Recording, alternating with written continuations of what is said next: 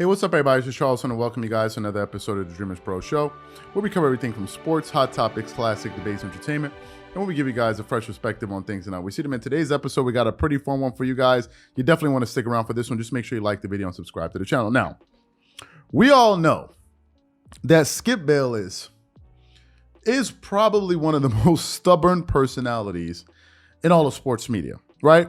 Once Skip Bayless forms an opinion or takes a side, it is almost impossible, it's virtually impossible to get him to change his mind on that particular thing that he feels very strongly about. Whether if it's Tim Tebow, whether if it's, I don't know, Tom Brady or whoever it is.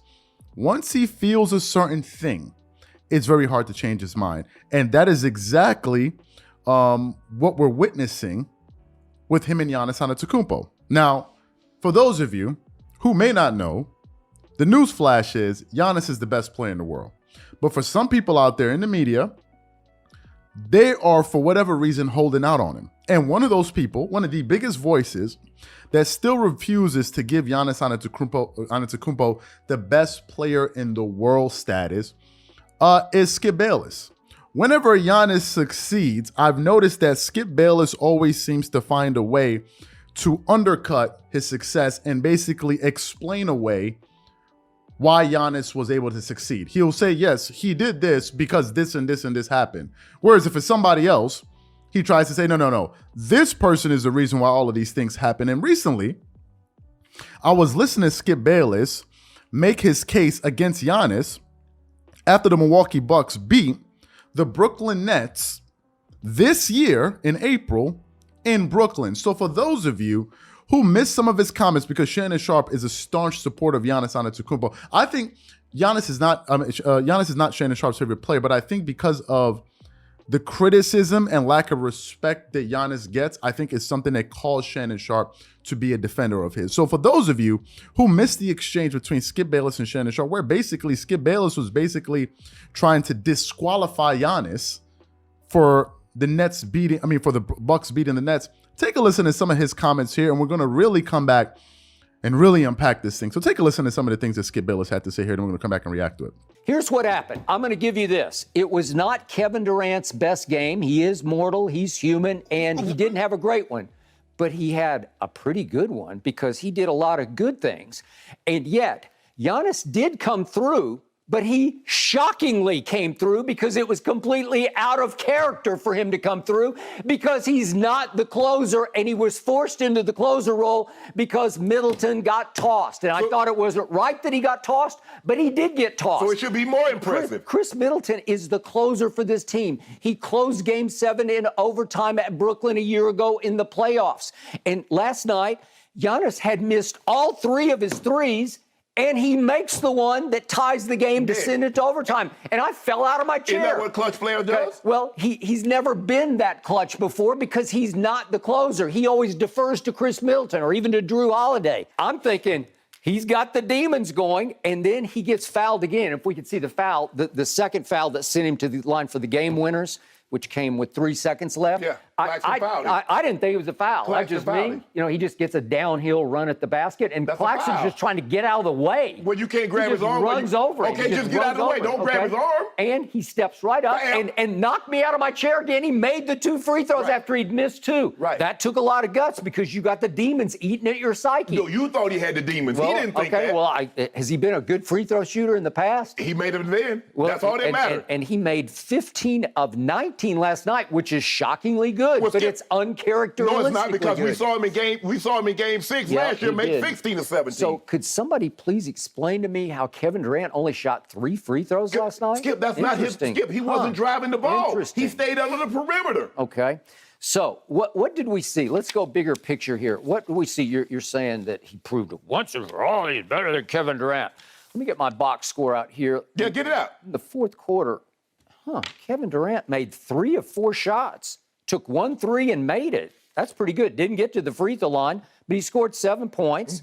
That's a pretty good fourth quarter. How many points did Giannis have? Huh, How many points did Giannis have? Okay, if you're going to tell the story, tell it. Well, he made the last 3, so I'm going to give you that. And there's no more Chris Middleton, so I give you that. He had to do something. Chris Middleton's, look at his line for the fourth quarter. He's the closer for the team, and he managed to take 1 shot and miss it and score 0 points. Yeah. So I give you, Giannis stepped into the breach, and he's like, oh, maybe I better do this. But you was trying to make a point about Kevin Durant had 7 points. Giannis had 9 points, 6 rebounds. I mean, tell a story. I mean, you left something off. And he had 8 turnovers for the game. Yes, Way to go, Giannis. Sure 8. yes. Wow, okay. Now, what Skip was basically trying to do was basically explain why Giannis succeeded.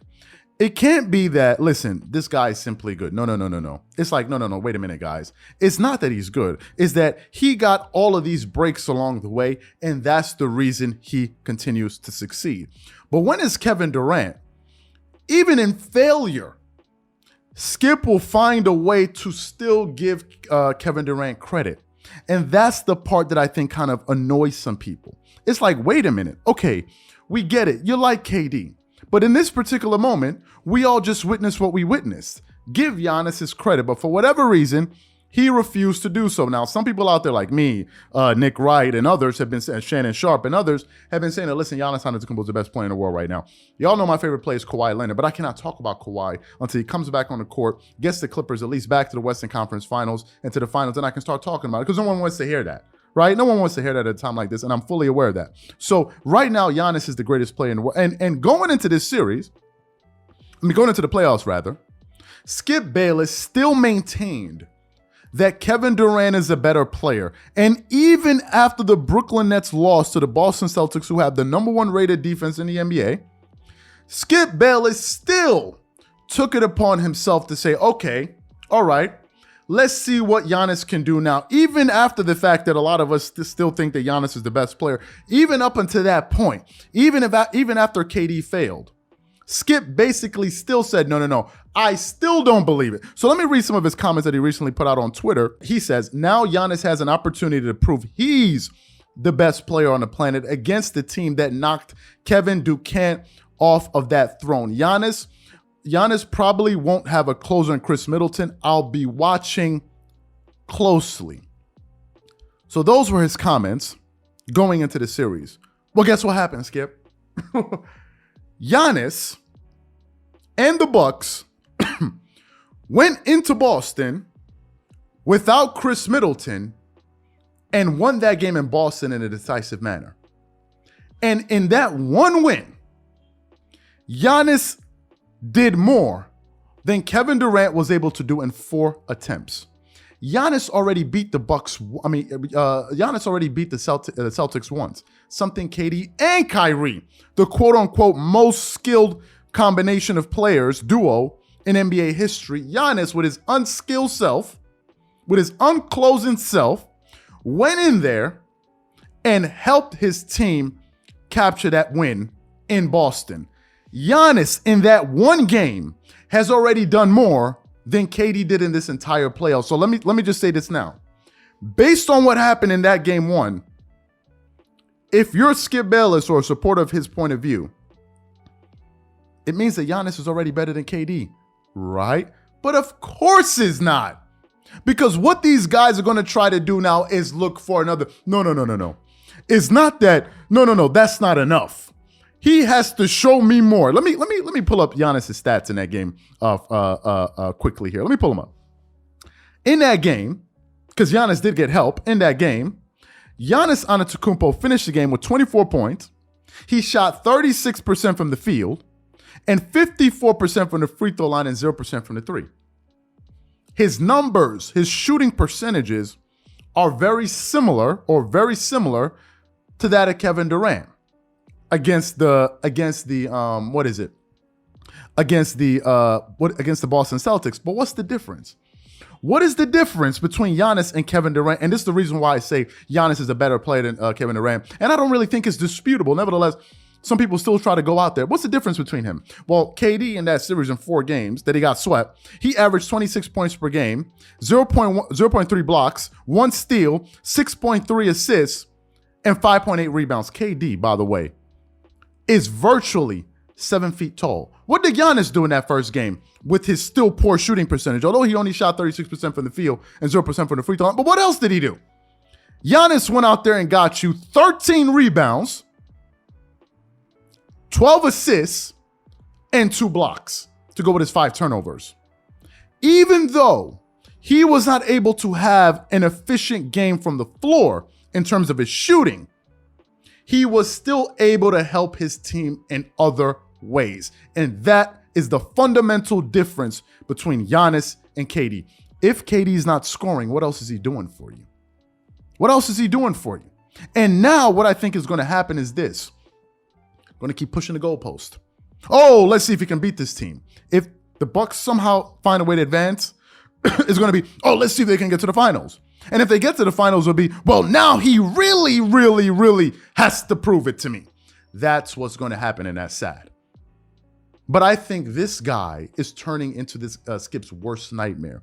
What Skip should do is come on home, like Charles Barkley says. Come on home. Ain't nothing going to happen. If you say that Giannis is the best, nothing will happen.